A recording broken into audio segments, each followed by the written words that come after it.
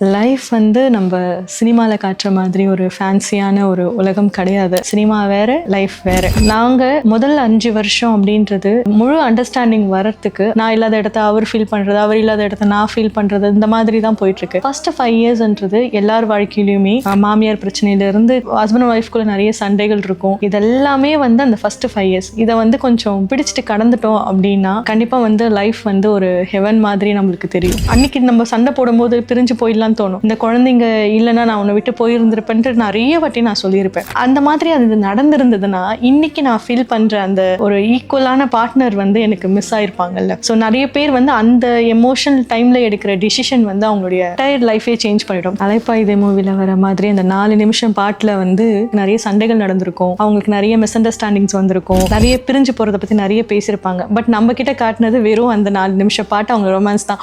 So அதே வந்து நம்மளுடைய ஹஸ்பண்ட் கிட்ட நம்ம ஃபுல்லாக அப்படி தான் இருக்கணும்னு நம்ம எக்ஸ்பெக்ட் பண்ணுறோம் தெரியுமா, அந்த இடம் தான் தப்பு. இதெல்லாமே சேர்ந்து நம்ம வந்து இதுதான் லைஃப் அப்படின்னு புரிஞ்சுக்கிட்டு வாழணும் 2 பேருமே.